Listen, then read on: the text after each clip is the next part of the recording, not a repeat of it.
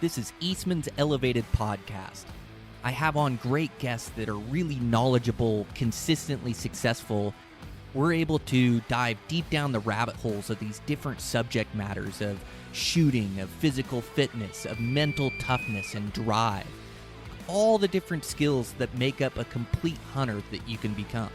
Here's your host, Brian Barney. Hey, what's happening, guys?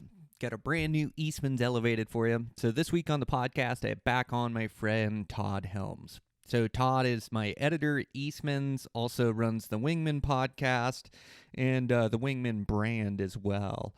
Todd's a good friend. I really like him. He always has great insight on the podcast. So we just start today talking about season and elk hunting, improvements, hunting with family. And there's like a bunch of great tips and tactics that are littered throughout this podcast. And then we get into photography, pictures. We talk about the magazine that he edits a bit. Just made for like a great podcast, great conversation. So really happy to release this to you guys. And thanks to Todd for taking the time and being on. So we'll get right into it. Just want to thank a couple of podcast sponsors and get this thing rolling. So I want to thank Eberly Stock. I've been using Eberly Stock for the last few years, and I really like their packs. They pack the weight right. They're durable, hold up to the abuse I give them, and they have a bunch of different models that'll hold up to like any different hunt or style of hunt that you're going to do. So there's a bunch of different preferences for packs, and it seems like I'm using this new free fall for a day pack. I also like the kite for a day pack. I'll use that as well. I'm using the Destroyer pack for expedition trips or the Kite 4800. I think I'm leaning towards the Kite 4800 for this next upcoming backpack hunt, so I think I'll use that. And they also have the main frame with the Vapor Series bags. I've used those before as well. A lot of the guys at the office like those, so you can check them out. I also like the new Bando bag, which is like a fanny pack, and using it for a stalking pack. So I used it hunting antelope quite a bit, really liked it. I'm thinking about bringing it on this next mule deer hunt to be able to travel and go light and stalk some of these bucks. So we'll see how that goes.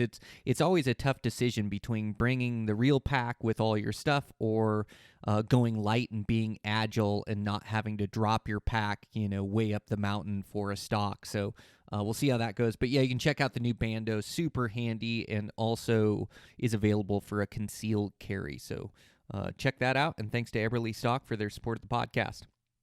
I also want to thank Swagger Bipods. So shooting a rifle accurately is all about getting the right rest, and Swagger has a bunch of different models that you can either use to connect to your gun, like they have their shooting bipods, all different sizes of leg lengths that'll hook right to your rifle. They also have a quick detach, so you can carry this in a pocket of your pack, your rifle's still light, and then hook it up when you're getting closer, when you're gonna come up to a shot. Their bipods are different as they're spring tension loaded, and you can really swivel on the bipod so you don't have to pick it up and set it back down. You can also track your target. If elk or deer is walking to the right, you just swivel to the right, and you have that same steady aim on them. So they have those. They have shooting sticks as well. And check them out if you're interested in a new rest for your rifle over at Swagger Bipods. I also want to thank Black Ovis. So Black Ovis is an internet retail shop that has absolutely everything you need for your next hunt. They carry all the top name brands, have a knowledgeable staff, just a great selection. So check these guys out, and if you're in the need for any new gear this season, make sure to place your order there, and you can put in the promo code ELEVATED10 and save 10% off your order. So with that, over at Eastmans, we've got new Beyond the Grids dropping. So Eastmans Hunting TV on YouTube. Dan's got a couple great ones on there. His elk hunt is a really good edit. I've got some older ones on there from the previous season's goat hunt from last year's on there. It's a really good one. And then I've got some mule deer ones coming up that I'm really excited about as well. So check that out. Check out the magazines, Eastman's Bow Hunting Journal, Eastman's Hunting Journal. We're still writing in every episode of that, I just sent Todd, which is on the podcast, I just sent him ideas for the next issue, and I'll also be writing the Anchored In, which is pretty cool to be able to write that in the front of the Eastman's Bow Hunting Journal. I just grew up reading those for years, so it's such a prestigious, it just means so much to me. So anyways, check out the magazines. Each magazine has 6 issues per year, and we pour our heart and soul into those articles to make sure we get you the information to make you better Western hunters.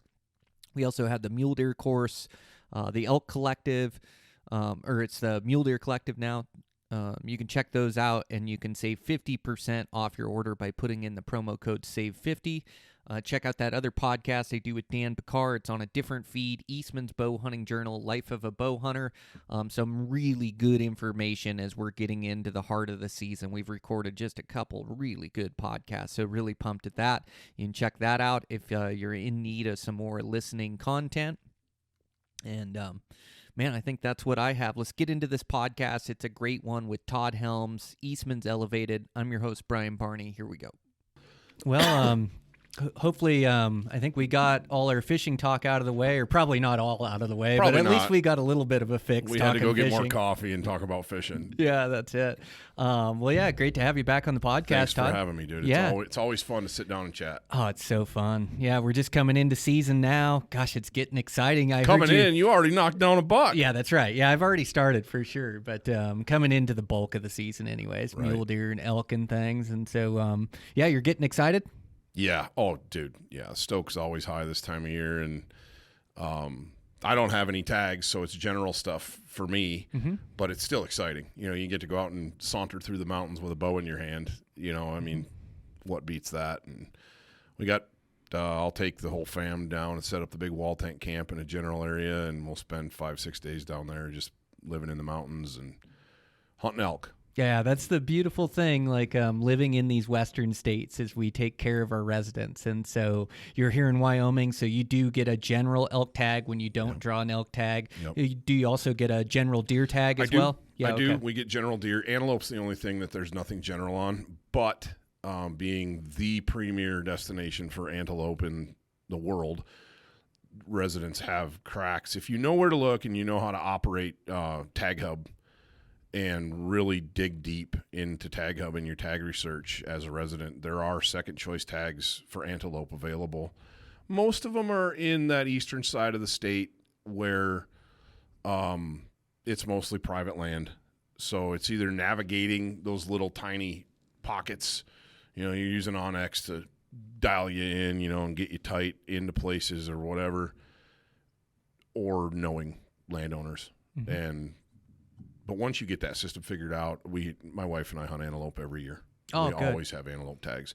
Whether we draw our first choice or not, there's always second choice tags in some of those units.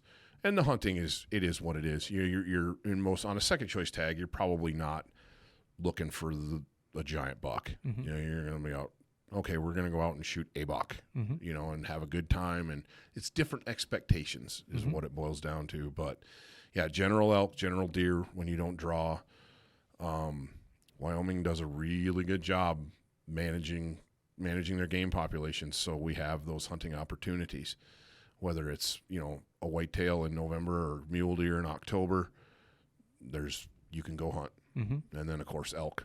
Yep. You know, we have great elk hunting and a variety of it. As you know, you live in grizzly bear country, and so a lot of the general units are on the western side of the state, and that factors in grizzly bears. And so you have to take into consideration, do I want to take my little kids on a family elk hunt in grizzly bear country, or do I want to look for something else? Just some research, you know, is all it boils down to. And yeah, Tag Hub is phenomenal for that, obviously.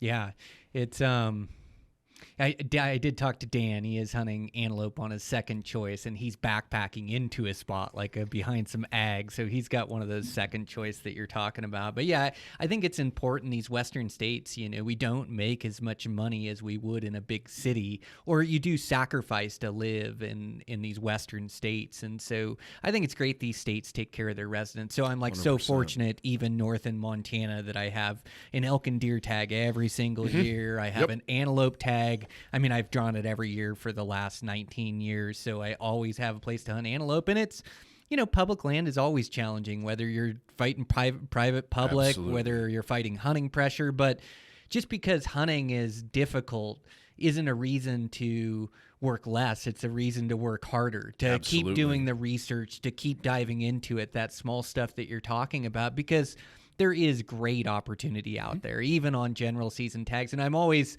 a little bit, we always fight for like our own personal hunting, or we always wish that these states would cater to us. So, I'm a bit jealous at like some of the mule deer units you guys get to hunt every year that takes me multiple years to draw. But, that's just the way it is. I'm a resident of Montana. Montana takes care of me. You're a resident of Wyoming. They take care of you. And, It's what always entices me about moving across the border. But I do love that these western states, and they, we're finding that in Colorado right now. They did away with the non-resident over-the-counter elk tags, but they kept it for residents. And for archery. For archery, yeah. Yep, there is no more OTC archery. After this year, there will be no more OTC archery elk tags. Yep. It'll be a draw. You want to hunt Colorado, you got to put in for the draw.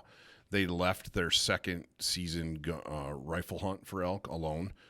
They started looking at numbers, and rightfully so. I mean, the answer is money. What's the question? That's really what it boils down to. True. You're not going to, I don't see Colorado taking away that over-the-counter second rifle season for elk anytime soon. Mm-hmm. It's a moneymaker for them, and the harvest odds are so low on that hunt. I've hunted that hunt. It's really hard. Those elk disappear, and they're not active in the daylight hardly at all. Mm-hmm. And the harvest rates are low enough that it's a moneymaker for the state. And people are dying from all around the country. People are dying for opportunities to hunt. You take guys from the Midwest or the East Coast or California, where they don't get to hunt like we do, and they just want a chance to go hunt elk. And they've been doing that since the 70s, 60s, 50s, with just going out to Colorado and camping in the mountains and hunting that second gun season.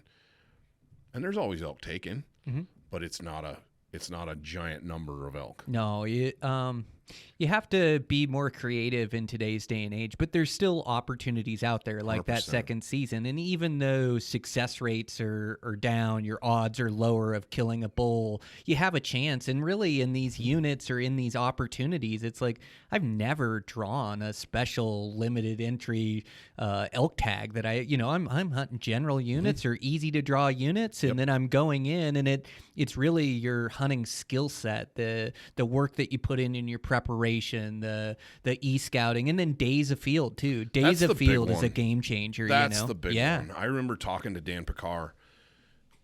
We had this conversation, but I was talking about, I think I said something like, dude, you have any idea how blessed you are to get to hunt the amount you get to hunt?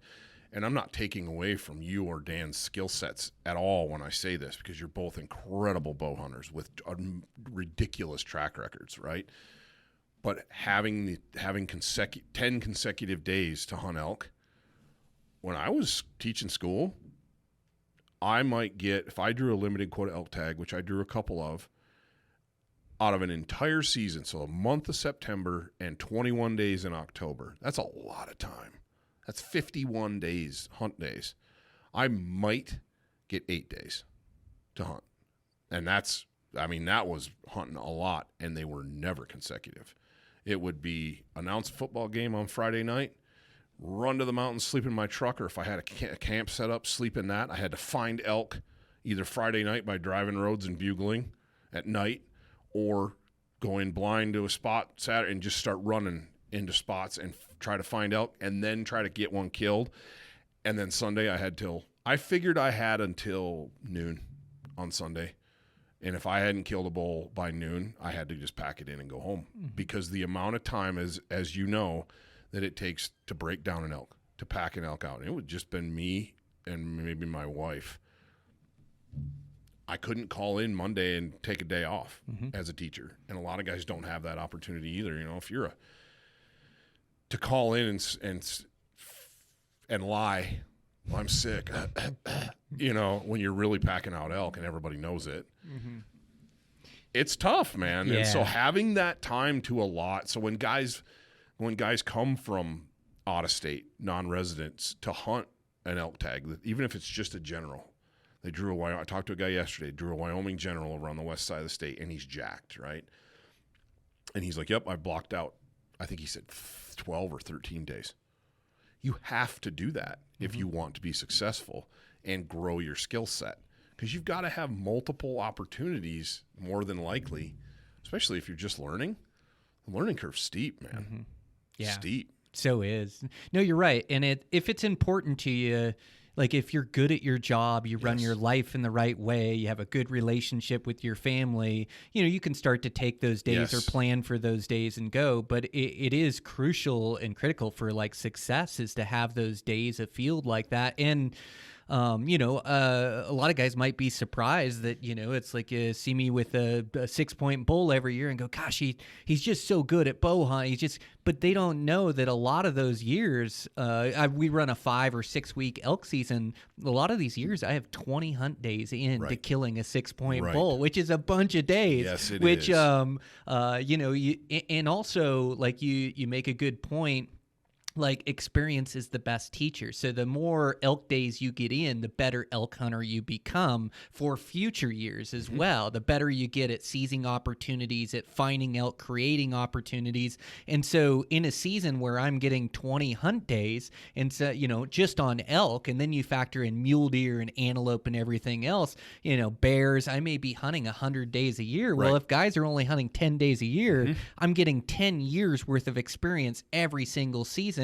It's hard to catch up to that learning curve when I'm getting so much experience in it. You know, I've structured my life that way, and some years I have less time, some years I have more, but having the time to go is crucial to give yourself a chance of success, and it's also crucial for the learning curve. Yes, 100%. I started 3 years ago. I decided that my kids were getting old enough where I'm like, years we don't draw elk tags and we're hunting general. I want to find an area where I can take a week in September and then maybe more time in October if need be. And when I say a week, I mean like a full, like take a Friday off, go down Thursday, Friday through like the next Sunday. It's more like, you know, 8-9 days what it works out to. Yep. I think the average day count into the average elk kill harvest success is 10 days. Wow. The average person it takes them 10 days to harvest a bull. Cows are a little different, obviously, more opportunity there. But 3 years ago, I made up my mind that I got to find a place I can do a family elk camp every year with, here's the caveat, no grizzlies, because I got little kids, and dude, I can't imagine if something happened. I don't even want to go there. So I'm really cautious about that. And lots of elk. Those are hard. Those are like big obstacles. So I settled on an area, and I'm not going to divulge it, but I settled on an area. It's a popular elk area here in Wyoming. There's no grizzly bears in it, and it has a boatload of elk. Now, the trophy quality, pretty ho-hum. You're just looking for a 6-point bull in that unit. Maybe any bull when it comes into October, into the end of the rifle season. But what that does is 3 years ago, I went down, and the only time I had to go was for a long weekend. And I spent a lot of time driving around, using my glass. It's thick country, looking at maps, trying to figure out where these elk are going to be. And then the next year, I got into elk, had some more success. And then the year after that, I felt like I was starting to dial it in pretty good. Because it's so thick, I didn't ever have a shot opportunity on a bull, but I called in multiple bulls. Like I was in elk every single time I went. And It's like, okay, I'm starting to piece this together. But that's a 3-year process. Now I'm going back in year 4, and I know where I want to start. I mean, I've added some areas I want to go into and check out. I know there's going to be elk everywhere, but some of that terrain is a little more open. It's a little more conducive to actually getting a shot on a bull instead of just being an elk, right? Mm-hmm. And it's a process. So what I'm building towards is not so much my own success, but when my kids are old enough to hunt elk, we got a spot. Mm-hmm. And I can take them down there, probably with a rifle, to be completely honest. Pop them in there, boom. You know, because when they're 12, we have a 50-pound requirement. 50-pound requirement for elk on draw weight for bows here in Wyoming. I don't know a lot of 12-year-old girls that can pull 50 pounds. Mm-hmm. My wife worked her butt off to be able to pull 50 pounds. Mm-hmm. So what does that look like if we're going to hunt archery? Probably a crossbow, you know, for them. And personally, I think that's perfectly acceptable for them. Mm-hmm. I'm not going to shoot one, you know, but that's me. But it's building that multi-year plan to build with those days. It's not just okay, we're going to go here and do this. I'm learning. It's back to what Mike Eastman preached for years. Pick a spot and learn it like the back of your hand. That's what we're working on. So true, man. It's great you're doing that for your family, with your family. You know, and like you say, it's a multi-year plan. It's not something that you can dream up on a map and go find success in new places. So even my own hunting spots, like I'm always exploring. Yeah. I'm always trying new spots, but I always have a mix of spots I know, you know, and then from there, just like you said, you're expanding your knowledge. You're using the knowledge that you gained from that year for the next year. Might find some new areas that you add to it. You still go to some old haunts, and you just learn the country, you learn the elk, you learn their behaviors. It's setting yourself up for success in the future, you know, and it's crucial. It's like all of this backcountry hunting, you know, bow hunting, rifle hunting, whatever it is, it's not something you get good at in one day, 1 month, 1 week, 1 year. You know, it's like it's something that you have to work at. That's like you structure your life for. It's something that's important to you, and then you're able to learn a unit, and then pretty soon you start to find some pretty good success, and you can even find some really good critters in general units and low draw units. Like you said, the trophy potential isn't there, but it's like but there's still good bulls in there. Yeah, you know, 100%. I was down there 2 years ago. It was last year. I was down there last year. I only had, because of work, I only had a few days at the end of the rifle season in October. Went down, there'd gotten a massive amount of snow. So the spot in the high country that I wanted to hunt where these bulls summer and then go back to in October, I couldn't get in there. And they were just streaming out of that place. And it took me about the better part of a day to figure out, okay, this is the migration corridor. This is where they're going, and they were going into just stuff you can't see 15 yards in, you know, and I'm constantly covered up in elk, but I'm just seeing bits and pieces of them, you know, flashing, you know, that type of stuff. But I remember one afternoon I was switching spots, and I'm driving down the road, and here comes this pickup coming the other way with a whole bull elk in the back. So they obviously shot it someplace they could get to easily. And it was a toad. I mean, we're talking 330, 340 class bull. And I'm like, so they're in there. Oh, yeah. They're in there. Anyway, it's interesting. Yeah, you bring up a good point. You've learned where you hunt elk. You're consistently successful. But you're hunting the same areas year after year after year, and you've built up all that knowledge over time. Mm-hmm. And I think if we look at things like the Mule Deer or the Deer Collective, the Elk Collective, those are phenomenal resources. I look at the Elk Collective and you and Dan and the work you guys have put into that, the amount of elk knowledge and deer knowledge in those two courses. I mean, it's 4 lifetimes of knowledge in an online course that you can subscribe to and learn. But that only gets you the knowledge. Mm-hmm. It's like book smarts, right? You still need to go out in the field and block out that time every fall and go put that knowledge to practice, because there's going to be little things that you learn. One of the biggest things about this area that I'm talking about is it's thick, but there's also a lot of thick woods in the West. There's no understory. It's just trees, but this is brushy on the ground as well.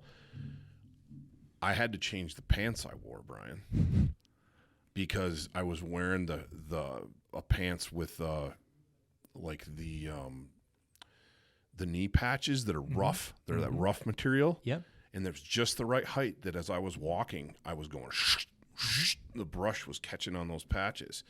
And I had to go to a very soft pant. And once I got away from that patch, I started getting more close encounters with elk. To the point where you'd hear a bull, you'd move, and then slip a cow call, and he'd be coming, and you'd reposition, and he'd hear your close. I know for a fact, because the wind's in my face the whole time. And he's coming, and it's like, okay, I need to move just a couple feet. And I know that bull heard the brush on my clothes. That type of stuff you have to learn from experience. You know what I mean? I do, yeah. Well, the next level is going naked. I got enough body hair. Just be like a bear in the woods anyway. I have stalked deer in my underwear before, because my pants rub against the brush and I'm getting close. But yeah, you just you bring up so many good points. I can just hear the experience in your voice, like when you talk. And you're right, like the deer collective, the elk collective is so much knowledge, but you have to figure out how to apply that knowledge to your own hunting style, 100%. to your own hunting spots. And man, like that resource, like for what it costs. I mean, I remember ordering Mike Eastman's High Country Mule Deer book, and it was out of print, and I had to pay like a collector's fee to get that thing. I had to pay $150 or $120 back in the day. You factor in inflation and what that course costs. It's like it's nothing to be able to further your learning curve by years. But you're right, that it only does you so good. It is only book smart. You got to put it into practice. You got to get the experience in there. And so yeah, it's a crucial part of learning. And also, it's like critical thinking and problem solving, like your pants, like being able to realize like why you're not killing an elk or why you're not getting these close encounters, and then adapting. It was so the first two. I remember going, what in the, you might want to throw your bow, because it's like that bull's right there. I can't see him, but his bugles are so close, they're rattling my chest. And the wind is like, it's a steady breeze right in my face, right? I mean, I played this setup perfectly 2 times in a row, but I'm like, okay, he's over there. I got to make a little, move 2 feet. And that brush would, and the first one, I didn't think anything of it. And all of a sudden, dead silent, gone. They don't run. You don't hear them crashing away. They just ghost. And then it happened again the next day. And I'm like, they're hearing my clothes.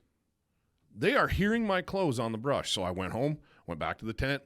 I grabbed my Valhallas, and they're a much quieter pant. I love those. I love the side zip on them too, so for letting awesome. you breathe. That's a great pant.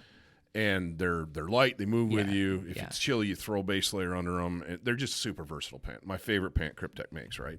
And they're quiet. They are quiet. Maybe not as quiet as a wool pant, but dude, wool's heavy and wool pants are heavy and hot. You know what I mean? And yeah, the next thing you know, there's a bull and he's coming, and wind swirled. You know how it goes, but. Yeah, it's those little things that make all the difference, and you only learn them by going hunting. The devil's in the details, man. It's like, those little bit of the little noises. I'll go with somebody maybe hunting or a cameraman, and all of a sudden I can hear a swish, swish, swish behind me. The inside of their legs like rubbing together. Yep. And everywhere they walk, you hear it. And you're like, man, you're gonna have to tighten those pants, or you're gonna have to borrow a set of my pants. Like, man, you are so noisy. We're not gonna be able to sneak up on anything. And there's a bunch of details like that that you learn in doing it. And by paying attention to those things, because it makes a huge difference. And like, I always hunt in the in the shoes, you know. I love the shoes. I've got good ankle strength, trail run a bunch, and I love the lightweight, you know, like I always say, pound on the foot's like 10 on the back. I always say, you know, you may take 15,000 steps a day, and if you have a pound more on your boots, your legs are lifting 15,000 more pounds. But one of my biggest advantages is moving quietly. Yes. Like with shoes, I can feel the ground. I don't have as stiff a sole. I'm not crushing sticks and making all this noise. And so I'll get cameraman or other guys that I'm hunting with bigger hard edge boots, and all of a sudden we can't be quiet together. We're going to have to take off our boots and shoes even to be able to move in. And so little details like that make all the difference, and it can be the difference between filling a tag and not filling a tag, just wearing different pants, just wearing different shoes. Crazy, man. It's unnatural sound. Yeah. That's the biggest thing. And I bow hunt elk almost exclusively. You know, that if I'm going to go bow hunting in the fall, I'm hunting elk. That's my thing. And bow hunting brings out all those little ninja tactics that you have to have dialed, like you're saying. If you're rifle hunting, are the swish of the pants probably going to be that big of a deal? Probably not, you know, because you're hunting at further distance. That mule deer especially, probably not going to hear you. But back the idea of the natural noise, there's times in the woods when you can't be quiet, especially when you're hunting elk and timber. So, okay, that's fine. You can eliminate unnatural noise by wearing soft fabric pants that aren't going to go whoosh on brush. What about breaking sticks? When you ever hear elk walk through the woods, they make a lot of noise. Mm-hmm. But it's natural noise. You know, and your boot clips a log, that's going to sound a lot like an elk's hoof clipping a log. And there's been multiple times where I thought a bull was going to come in over here, and I heard thunk, and I look and draw, and he's right there, you know, because he moved. You hear branches break. You hear twigs snap.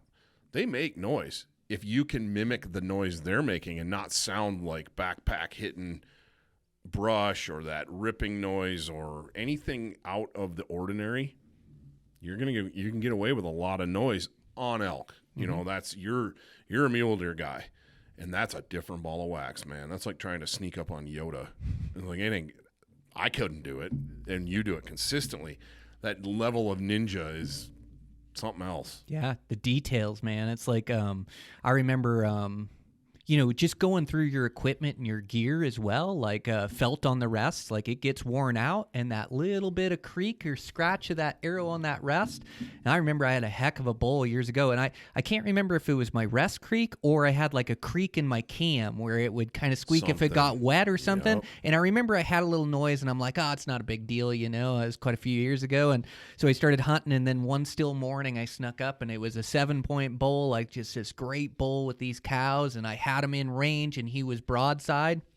I went to draw back, and my cam creaked or it scraped against my rest, and all of a sudden all their heads swung over to me, you know, and all of a sudden that bull starts moving off before I can settle my pin on him, and I didn't kill that bull because of a creak in my cam or because of felt on my rest, or like I like to felt like all my riser around there. So if my rest pops off, I don't get that ting. It's like any of those little things can be the thin line between success and failure. I will never forget. I had a bull that I called in. There was again, same thick country.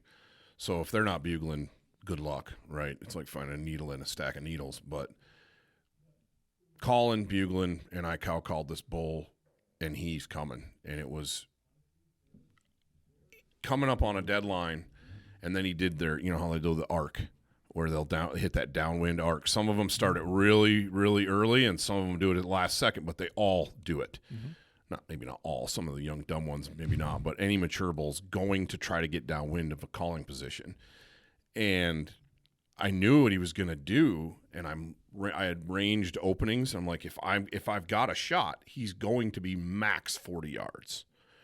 And so I'm like, I'm going to split the difference, single pin slider. I'm going to split the difference and dial it to 30. If he's closer, I'll just hold a little low. If he's further, whatever.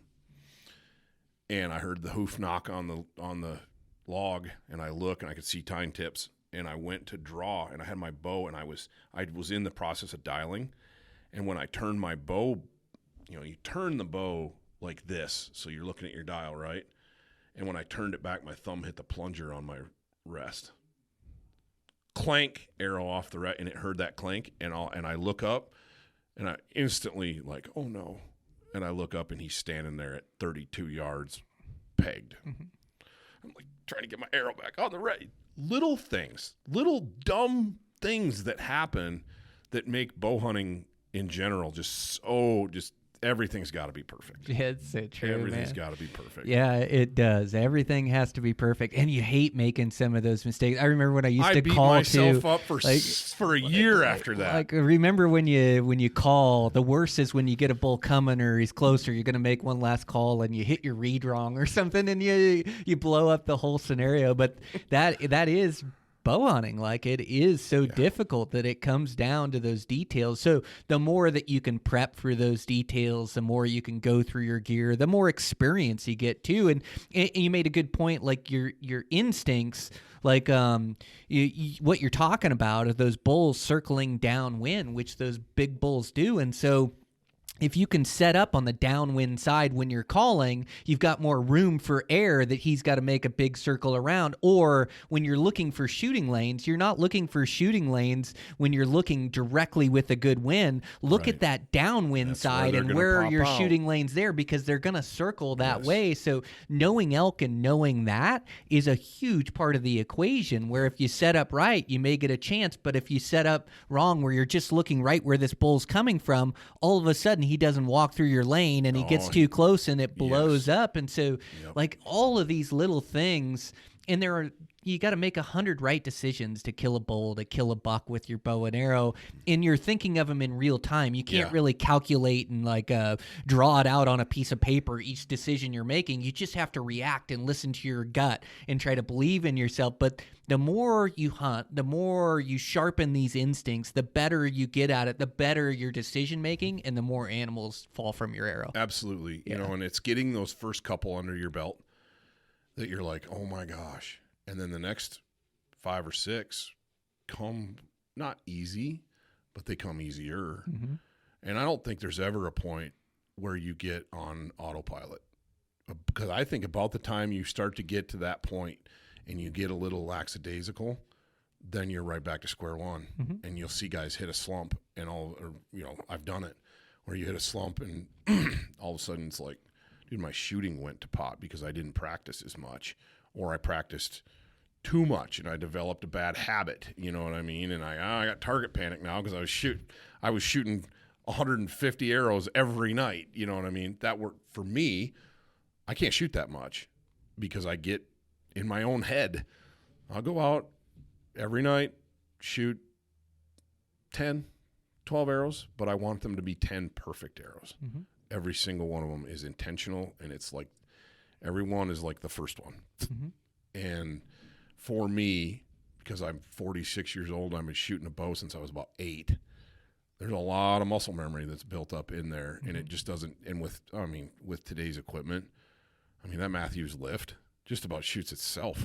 You know what I mean? It's a great shooting bow. It's unbelievable. Yeah. I'm saying focus on quality arrows where I used to focus on quantity. And I do like to shoot a lot, like as far as days, like every day or 6 days a week or whatever it is. But yeah, I don't need to shoot 50, 100 arrows. No. Like, man, I can shoot 20, 30. I can even shoot 10 like you, or even just a few good ones and feel pretty good. That muscle memory takes over. So yeah, that's my MO as well. But yeah, I think developing these instincts, you make a good point of like, the first one is so difficult. It feels like mission impossible. And then they start to fall, but you can't rest on your laurels. Nope. You can't rest on what you've accomplished before. You can't get overconfident. And the beautiful thing, or what I love about bow hunting, is there's no limit to how good you can get. I'm still out there, and there's still mistakes happen, or I don't kill every animal I'm after. Even this last antelope hunt, I had a miss at 44 yards where I played it perfect, cut him off in the draw. It was a buck I wanted to kill, didn't know I was there, drew back, and that thing matrixed my arrow, and I was left at antelope especially. Oh my God, one out of 3. Well, it was a still morning, and as quiet as that bow is, he just jumped that string and was gone. And and I also made a mistake on another buck where I just thought he was dead to rights, and I had a rise and I had the grass in front of me, And in hindsight, I was like into that I was at 80 to 100 yards, and I was in those last yards I was getting, and I probably should have just crawled and kept my profile low, but I could see him and could see his head was down, and I could see the grass, and I had the rise, so it's like I'm just going to sneak in on my feet, get these last 30 yards. It was like the last 20 minutes of light. I'm going to shoot this buck. And there was 2 does that I didn't know were there with him. And I think one of those caught me, moving in with my feet. But you just, man, these animals are so keen, such great instincts for survival, that they're so difficult that you just got to continue to evolve and get better and continue to put the work in to be a good bow hunter, or otherwise, it just won't come together. I recorded a podcast this morning. Previous this one for Wingmen for my podcast. Yeah, which you do a great job. Oh, it's such a good podcast. I appreciate that, dude. It's fun. I get to talk to an awful lot of cool people, as do you with yours. But I had a gentleman from Full Color Waterfowl, and he's in Wisconsin, and he is his photography and his graphic design stuff is just next level, man. It's so cool. And he and I got talking about his process, and he's like, dude, I spend as much time in the spring photographing and being around birds in the marsh than I spend more time doing that than I do hunting in the fall, because your hunting days are limited, right? You can go to the marsh anytime, and there's birds there. And he said, what it does is it gets me, I observe bird behavior, I observe the natural world. I have to, I'm photographing, so I'm kind of hunting. I'm further away, but I still have to be able to, be concealed and slip in.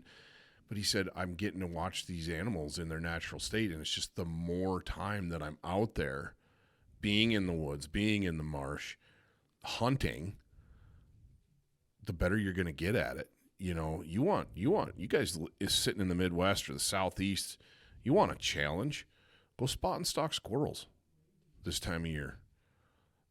Anybody can sit at the base of a walnut tree or an oak tree and shoot squirrels, pop squirrels with a 22 or a shotgun, just sitting there. You're just sitting there over a food source. Anybody could do that. Take your bow, take a 22, and go spot and stalk these squirrels. Dude, almost impossible. Mm-hmm. They're dialed. Mm-hmm. They're dialed.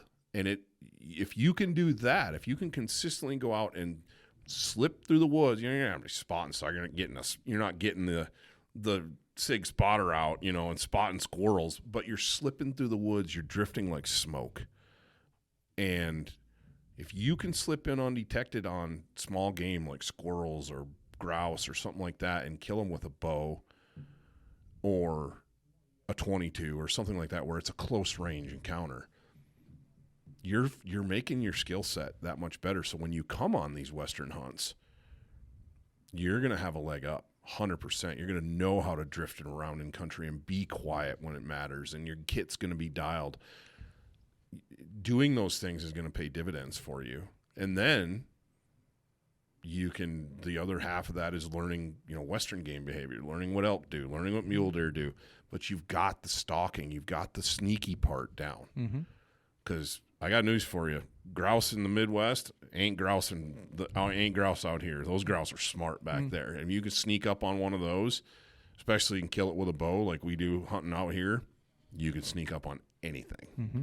Yeah, it's honing those instincts. You're right. Like that experience that we started the conversation with doesn't all have to be during season. There's winter range. Yes. There's off-season hunts. There's spring bear. There's, even in the summer scouting, or you can even be cruising down the road and see a whitetail or a mule deer, and you can put a stalk on it without a bow. It's like you can hone those instincts at different times of the year that are going to give you a better chance at success. And so, man, it's crucial, and it's cool to hear about your conversation with that guy that loves to hunt birds, and he's getting out in those different seasons to photograph them. I'm like such a fan of photography, and like I finished up this antelope hunt, and I just love capturing the essence of a hunt. So I had, pictures of old grain bin storages that sat on the railroad tracks. I had pictures of antelope. I had pictures of the country and sunsets. And like, to me, like it isn't just a harvest photo. Like I have, 20, 30, 40 photos that make up this hunt that I can look back on. And I think it's like so nice to remember your hunts that way. And so like my posts on social media now is I really try to tell a story through them, as I try to tell, 10 pictures is what they'll allow, or if I'll do a reel, I can put 20 or 30 pictures in, and I can really capture the essence of the hunt. And not only does it tell a story to the people that follow me or the people that see that, but it gives me a chance to look back on it. And what I think it does too is like your other job. So you run the Wingmen Podcast, you do filming for Wingmen, do a great job with those two, but you're also the editor here at Eastmans. And so you edit all my stories and edit subscriber stories that submit their photos and their stories. And there's nothing like seeing a good spread, or there's nothing like seeing one of my articles, that you and Jamel have worked on to like give me this killer spread. And those pictures really tell a story through that thing. And it's like a timeless piece where I have every magazine I've ever written in and every article, and I can look back and it tells a story. But I think it's important as we're coming into season to remind guys to like capture the little things out there, because pretty soon your memory wanes and you don't remember the little things. Like I can look back at a elk hunt last year and I can see an owl, I can see a scrape in the timber and me holding up my bow, I can see elk that I have pictures of, I can see me moving through the forest. And man, like that photography, like just generates so many memories for me that like I can really remember last year's hunt clear, or it brings back like these strong emotions to that hunt. I think that's like so important to remind guys. It's like, we talk about the harvest and the kill and the stalking and the tactics, but really like the joy of this whole thing is like the adventure and being able to be out there and soak up this nature, and then, if you are lucky to harvest something, man, you sure got something that'll tell a story. Yeah. Well, first of all, that was a masterful transition. I appreciate that. Well, you're a podcaster. You do appreciate it. Yeah. But Brian, you do a phenomenal job. You've been doing it a long time, but you do a phenomenal job at capturing the story of the hunt. I always tell people, I talk to hundreds and hundreds of hunters, successful hunters, every fall.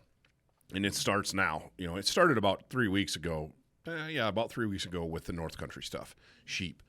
And I won't wrap up seeking submissions for Eastman's Bow Hunting Journal and Eastman's Hunting Journal until January, and sometimes into February.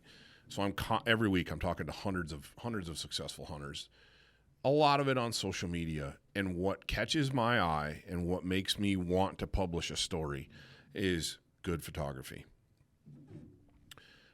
Obviously, I'm a fan of the written word. I'm a wordsmith. I love reading a good story, as do a lot of people. But you can get help writing a story. When you're out in the field, taking pictures is step one. And none of us have an excuse to not take photos, because we have a supercomputer that fits in the palm of our hand and a high-grade, high-performance camera in these new phones.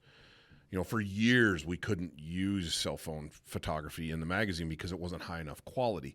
That's gone. Mm-hmm. That's gone, dude. I would bet that the majority of my cover images are cell phone pictures. They are that good now. We all have a super awesome camera in the palm of our hand that rides in our hip pocket every day. Taking the time to go, wow, those grain bins are cool. I love the way, that's really pretty. You don't even have to think like a creative or an artist. You'd be like, oh, that's pretty cool. If you think it's cool, take a picture. Frame it up. Remember the rule of thirds when you're composing a photo. You divide that photo in 3 sections horizontally and frame your subject in the middle third, right in the middle of the photo. You should have space above, below, and on to the left and the right. There's little things like that I look for. That's support photos. If you look down and there's a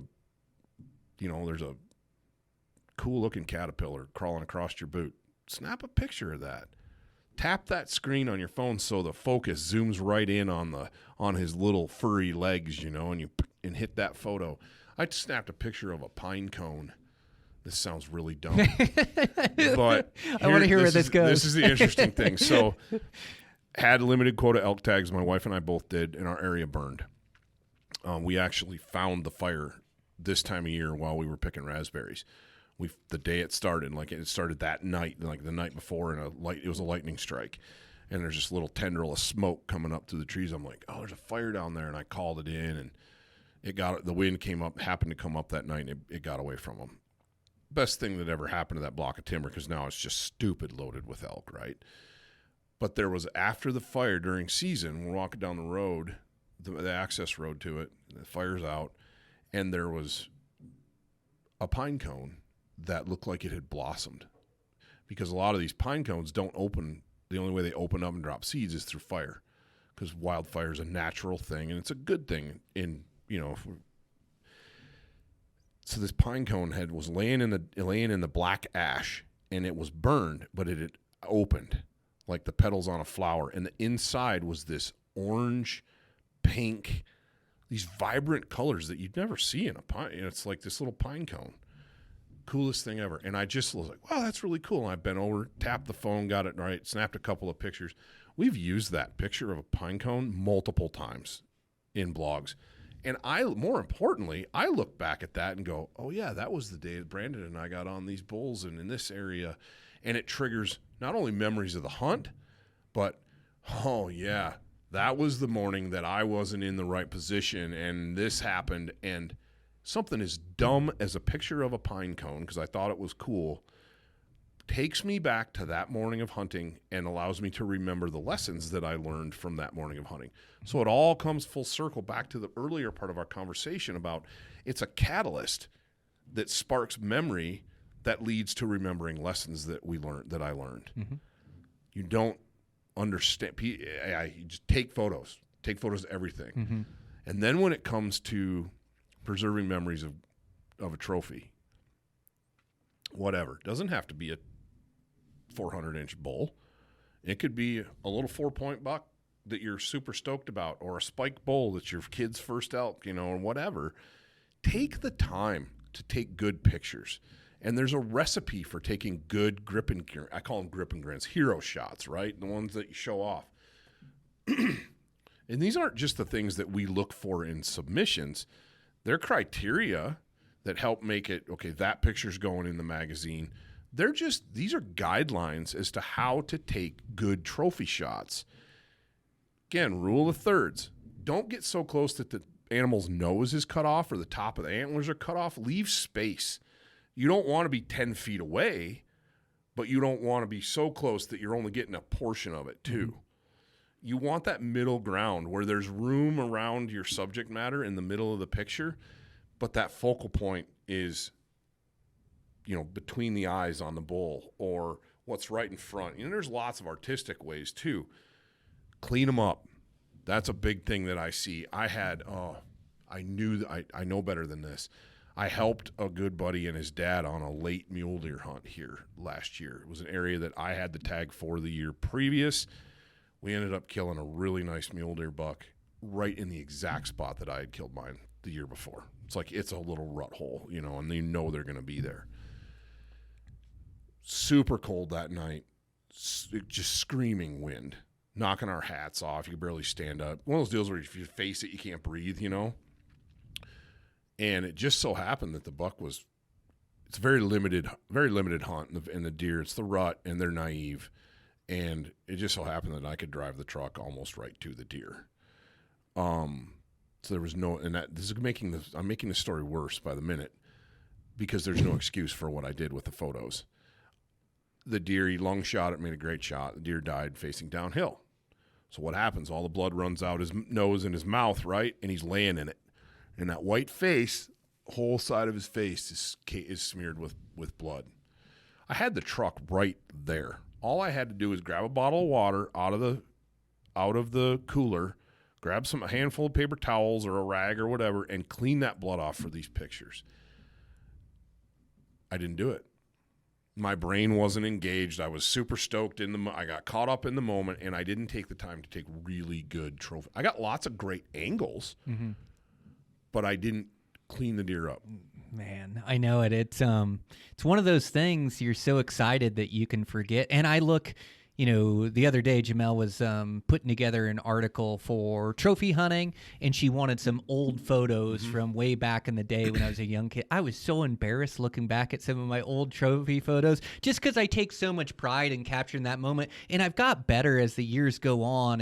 I really love soaking in that moment. When I am successful, I don't need to rush to take care of that animal. I mean, sure, if it's hot or it's but heat, even then, Brian, I can take time. I can take 20 minutes and enjoy the moment. Exactly. And I like to sit with them. I like to soak it in, and then I like to get good photos. Those great antelope photos, like, man, that thing was a wreck. I shot him with an evolution hide. Like, there was blood everywhere. Like, I had a bottle of water that I killed him with, a 48-ounce Nalgene bottle. I had a game bag there.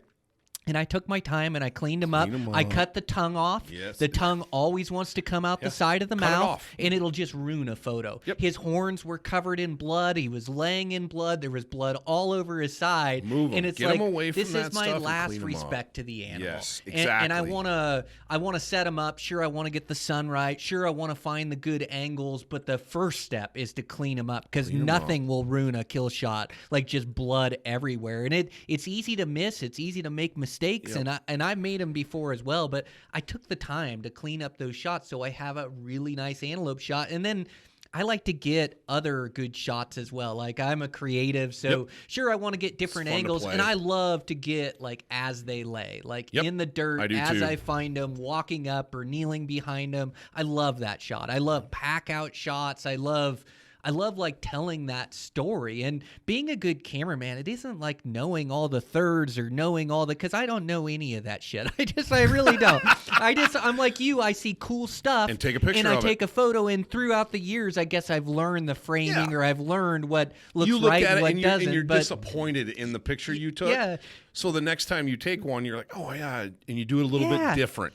But taking that time, even on an elk, because guys freak out, man. Well, I shot him, and it was really hot.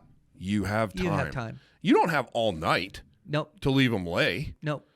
But you've got a couple hours. I've never lost an elk. No. Even in the heat, I shot a great big bull, and it was an 80-degree day. I still got great pictures. I still got them, and my buddies couldn't help me because they killed a bull the same day. So I had to pack them out by myself.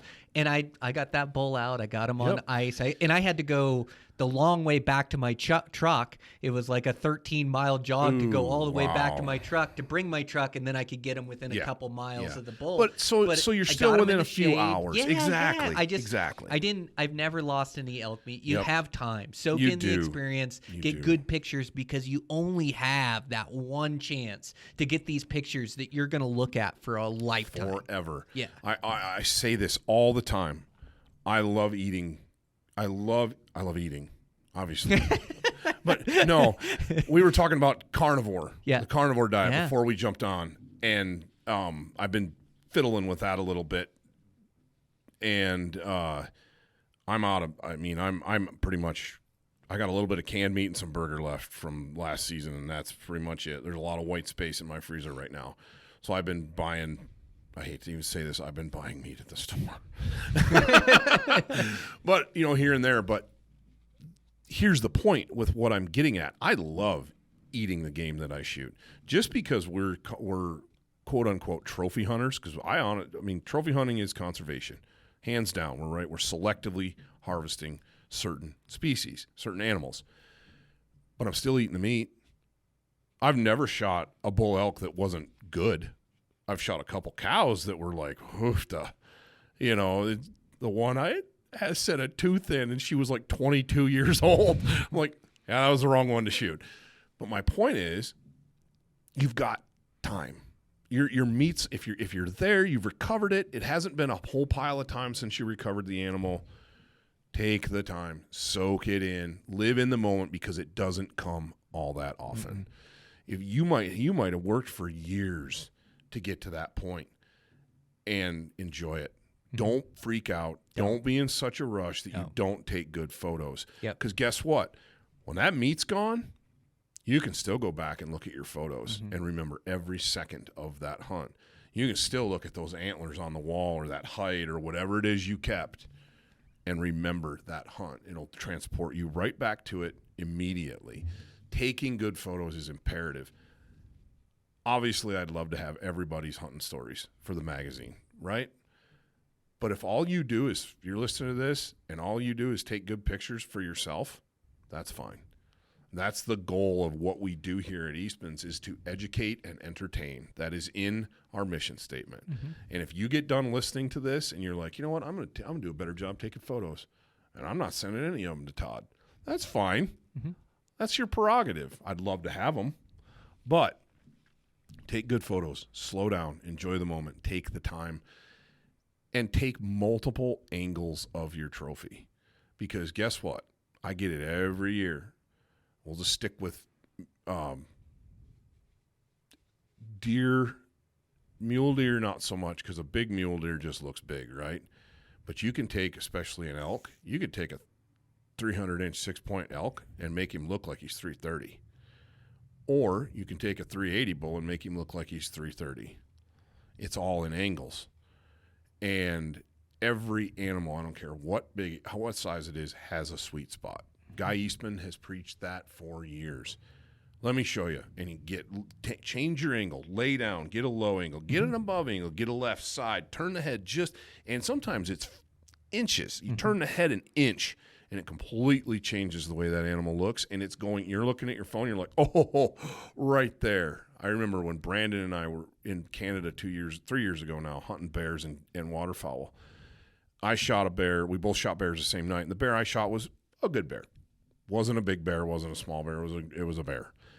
And we propped this bear up on a stack of logs, so there's like off the ground, right? Because nothing's harder to photograph than a bear.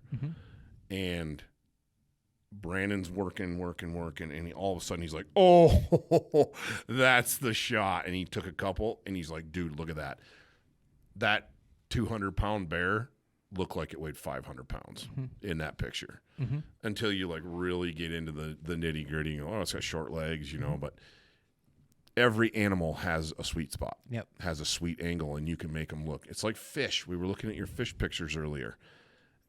That one, dude, that's a 27-inch brown trout. Well, it looks like it's about 18. And then the next picture, the angle's right, and you're like, oh, that's a toad. Yeah. Same way with animals. Yeah, you just want to you want to show them in their best light, and it's respect for the animal. Big animals just look better. Like I don't know. You're just showing off the best angle of that animal.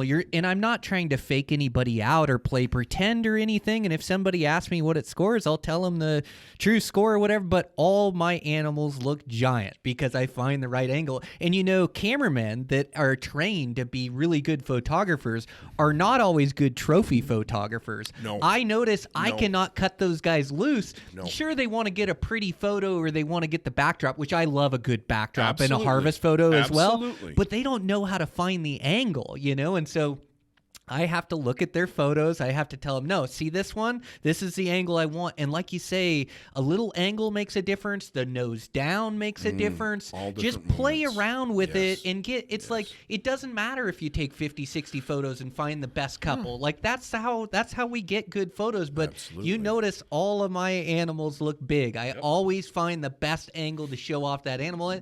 It doesn't always mean long arming them. It doesn't mean getting way behind them. It's just showing off that animal in the best angle that shows off his best characteristics. If he's got big backs, you want his nose down. You want him to show those backs and show the height. Also, the way you compose the photo, you want the horns the highest thing above the hunter's head. It draws your attention to him. I love skyline. Like I love being able to position the camera in a way, and I don't have to be so low on the animal. I almost like them at eye or nose level, maybe a little bit low, but I want to show off those antlers in the skyline. And my buddy was taking pictures in Hawaii for me of a good axis buck I shot, and he's really good at trophy photos, and so I let him run his deal. I'd killed a great buck. We were soaking in the moment. He took a bunch of photos of him and kind of looked at him. I'm like, man, we really got to get some skyline photos. And you just couldn't see his horns in the backdrop. Yep. And it's a giant axis buck. Changed the angle a little bit, got some skyline horns, and he looks like he truly was a giant. You know, and there's times, Brian, where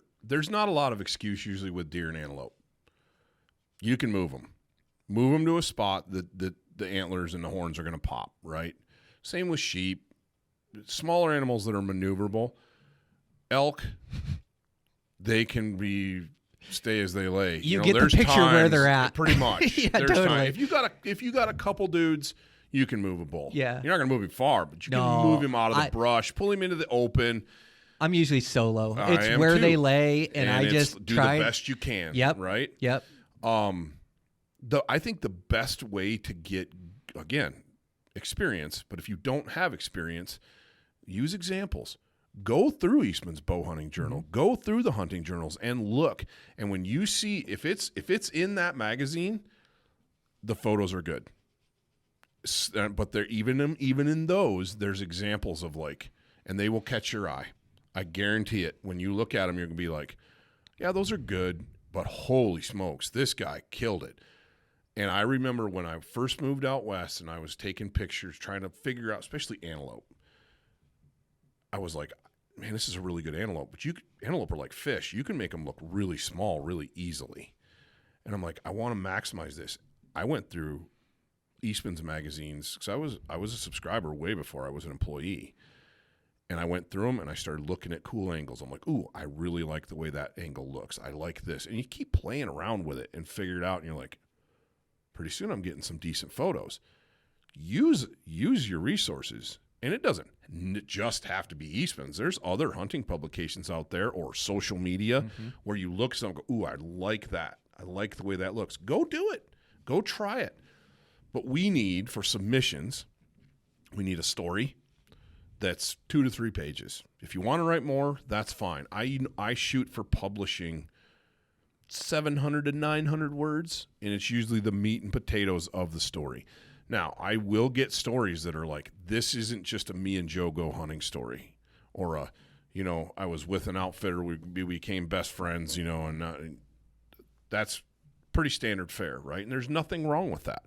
Of stories like that, I'll whittle down to the key hunt, to the hunt. But there's other stories where guys have a story to tell. Something traumatic might have happened. They might have lost a family member a couple weeks before, and there's stories. There's other guys that are really good at painting the picture with words of the hunt, and it's lots of descriptive language in the story, and it transports you into the moment, into the hunt with them, beyond just what the pictures do. I'll make those stories. I'll print those stories bigger. But the beautiful thing is, in today's world, we print 2 versions of each magazine.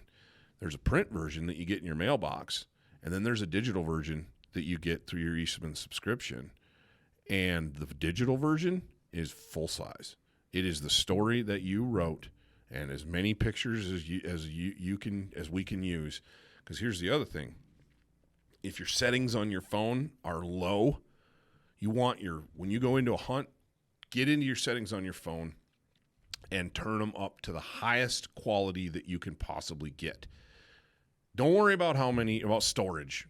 Get that setting as high a quality as you can get, because that gives us better photo quality to work with. It also makes a better picture for you as the end consumer as well.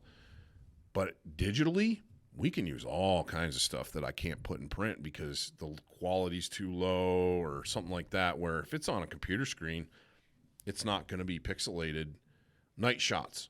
People ask me all the time, why don't you put this bull on the cover? That's a 400 and some inch bull, because it's a night shot.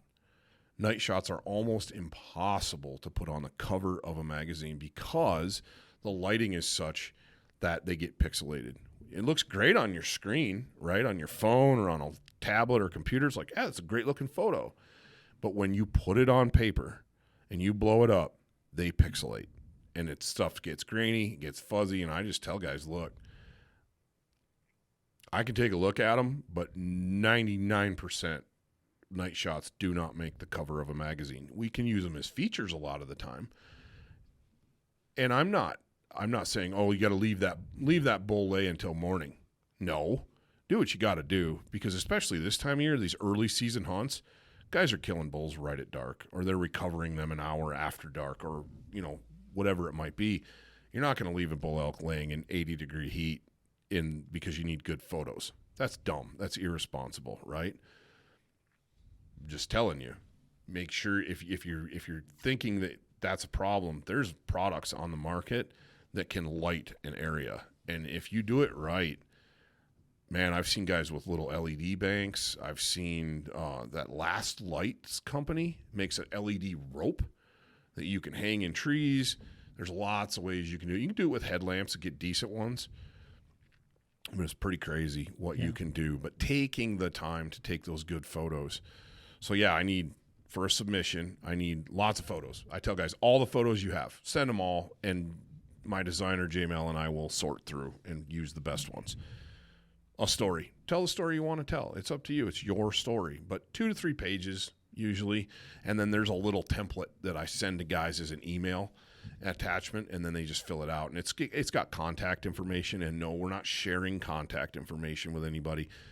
We need that so we can send you the gear that you get for being a successful submitter and magazines, and you get an Eastman subscription. We need that contact information. But there's an equipment list on there, because people like to see, hey, what bow is he shooting, man? What arrows? What broadheads? Oh, man, those Evolution hides. Yeah, I got to get some of those, Those guys, they seem to be really good broadhead. Tons of that. But here's an interesting thing that's come about just in the last few years. There's a section for score on that template, and some guys still put a score on there, or if it's mentioned in their document, in their story, I'll fill it in. But we've gotten a lot of feedback in the last year. Why don't you guys publish scores anymore? There's no score. There always used to be a score. Now there's no score. If it's not provided, I'm not going to guess. I'm not going to make something up and put it in there. There's been and I'm not saying this is a bad thing at all. It's just something that there's fewer people recording scores. Mm-hmm. It's like, I don't care what he scores. I'm happy with him. Yep. And we throw numbers around all the time. It's a 350 bull. Well, he might be 353 or 337, but he's not 347, sorry. But that's the class he falls into, right? Mm-hmm. Is that 350 class. Okay, that's cool. I don't have to have a score. But for people listening to this that are wondering, where's the score? That's why. Mm-hmm. People just aren't as concerned with it in today's world. Yep. And that's fine. I don't blame them. Yeah. Yeah. Some people don't want to put a score to it, or for me, I don't need to put a tape on right away. I kind of soak in the experience, and then I'll get curious because I want to know what he is, just for field judging. And I don't enter him into the book or anything, but I want to know what he is and what I'm looking at, and and it really doesn't make a difference to me one way or another whether I'm happy with the trophy or not because of the score. But yeah, I think that's really good advice. So take a bunch of photos, take really good field photos, and also it's like when you're showing your buddy, you want to show him a good photo. And also, like I'm always looking for podcast guests, like you're always looking for story submissions, and I get a lot of my podcast guests from you, from good stories or good photos. 5 or 6 a year. Yeah, and then, I'll also get them off social media where I see a guy's photos, or I'll see the adventure he went on, just that he tells through his photographs, where I'm like, man, I'd love to get him on the podcast, or somebody will send me a photo or something. I'm like, man, looks like a great podcast guest, or what, I'd like to have a conversation with that guy or see how that hunt went down. So take good photos, and then the story, don't get too overwhelmed that you're not a writer, that you don't get too overwhelmed. Like writing is one of those things where everybody's story is unique. So I like to think about the story, think about what happened, and then the beautiful thing about it is, whether I do an outline and I write to that outline, or whether I just start telling the story how it happened, I can kind of, like, the key for me for writing a good article is being able to write it and then go back through it and go, gosh, that really doesn't describe what happened there. I'm going to redo this piece, or that doesn't fit in there. So if you just go back over that story just a couple times the next day or a few days later, and you just take a week process to write it, like, that's when I do my best writing, because I can really choose my word choice, what I want to write about, how it lays out. So don't get too overwhelmed, and Todd can help you with these stories as well. You're a really good writer, and so you can give guys advice. You can touch up their stories. You can fix any sort of punctuation. You can work with a lot of this stuff, but the most important part is just to scratch it down, to get it on paper, and to be in the magazine is really cool to be featured. And 100%, man. You get to look back on this, man. and it adds to your memories. We've beat that into the ground, on this episode where we're talking about experiences, memories, all this stuff. Being in the magazine is a huge deal. That's how I started here. I got in the magazine, and it led into this. Me too. Super, yeah. You had multiple animals in the magazine, and all of a sudden it's like, hey, man, you want to write for us? I mean, you just don't know. Guys, I get it all the time, Brian. Oh, I'm not much of a writer. And it's like, that's okay, because I'm a hell of an editor. And better than that, I have two other guys that are really good. Like, I'm not much of a grammar Nazi, to be real honest, and I'm sure not going to judge anybody if there's, for what the dude's a contractor. I don't care if he can't write. You know what I mean? All I need is ideas, and then we'll tweak it and massage it and make it perfect. Mm-hmm. I have two retired guys that are grammar Nazis, and I always say, I'm like, dude, it's like we're running a sand and gravel pit here. The clients bring me the subscribers send me boulders. I turn them into rubble. And then my copy editors, my two retired guys, make sand and gravel out of them. Literally just refining. And they joke all the time. They're like, yeah, for somebody who was an English teacher, I was like, well, I was a little more of a grammar Nazi when I was an English teacher. But even then, I've always been more about telling a good story. If I had students that could write a cool story, I can help them clean it up and teach them how to do that. If guys send me, they sit down and they do talk to text on their phone into an email. I get a lot of this. I prefer that that's not the case. I prefer as a Microsoft Word document or a Google Doc or something like that. But at the end of the day, if you send me something in the body of an email that's literally talk to text that you did on your lunch break, I'm probably going to be able to make something out of that. I copy and paste it into a document. I go through it. I add punctuation, spelling, all that stuff, break it down, and pretty soon those boulders are turned into rubble and then gravel, and then by the time my guys get done with them, they're sand. Yeah, absolutely. Like, I was never a good writer. I wasn't good in English class. It just didn't, I was better in math and better in other subjects, and I didn't have an interest in it. It just didn't. I wasn't a big reader when I was young, but then I started getting into hunting, and I started reading these books and reading articles, and I started being a fan of it, and then really wanting to tell my own story. And really, I mean, you would not be impressed with my grades in English class, but I have taught myself how to be a writer just by telling my story and being descriptive and being able to being able to explain the adventure and the feelings and the emotions, and you just tap into that, and pretty soon you can be a good writer, and especially when you have help along the way like you guys. I tell guys all the time, too, this is Eastman's Hunting Journal and Bow Hunting Journal, not Eastman's Journal of Medicine. You know what I mean? I'm not there's nothing worse than having a guy write a story or a hunter write a story, and it comes through, and there's all kinds of uniqueness to it. I mean, this is a unique flavor, right? And it's cool. It's gritty. It's raw. It's like I can feel like I'm listening to this person talk when I'm reading a story. and I send it off. I edit. All I do is clean it up. I fix spelling.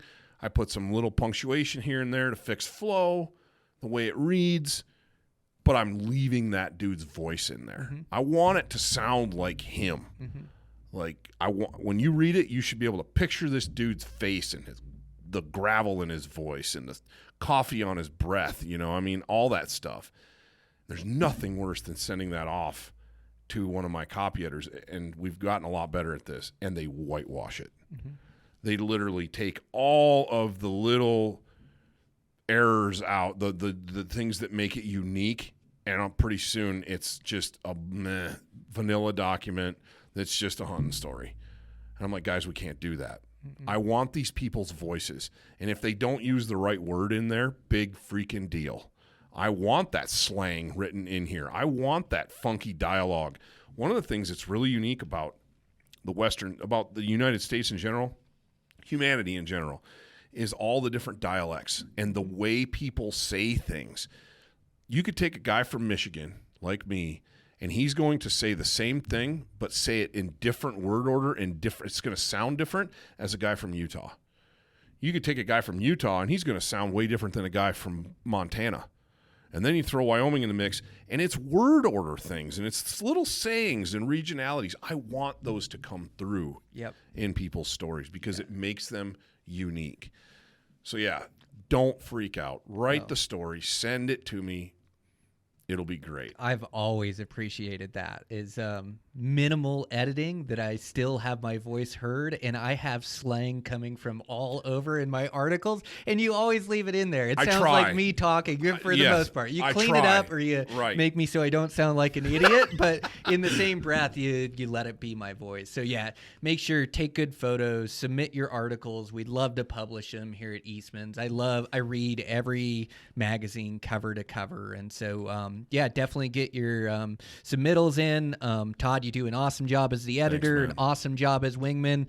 As always, a great podcast. I love getting together with you. So thanks for your time, man. Appreciate you having me, dude. And we're way over time, but it seems like we always are. So. Always. I guess you've been seeing my eyes look at that time. I better wrap it up. But it has been such a great conversation. So thank you. Good times. Thank you for having me, Brian. Okay, cool. All right, guys, that's a wrap. Fun conversation with Todd. He does so good on the podcast. So really enjoyed that one. Hope you guys enjoyed it too. We'll continue to get you guys out great podcasts throughout the season. And I'm getting a little bit ahead, so I'm releasing this a couple weeks in advance. So as this comes out, I'll be deep into the backcountry chasing velvet bucks with my bow. Couldn't be more excited. All packed up and ready to go. So just getting some podcasts out. And this will give me a good break as well.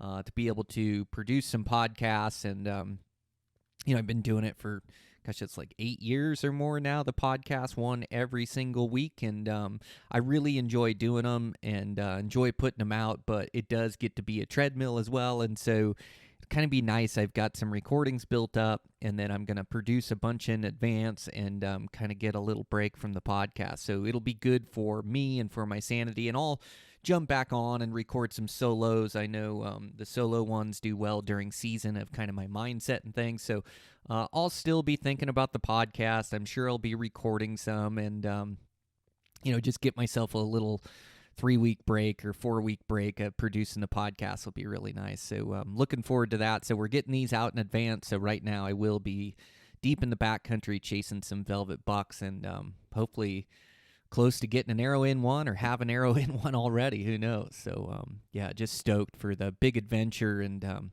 man, it's like absolutely my favorite time of the year. So super stoked on that. And, thanks to our sponsors today's show. Thanks to Eberly Stock. Thanks to Swagger Bipods and Black Ovis. Thanks to Todd for taking the time to be on.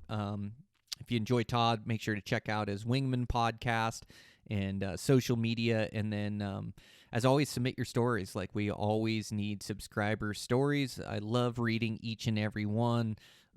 Make sure you're taking a bunch of pictures this year, like all that stuff.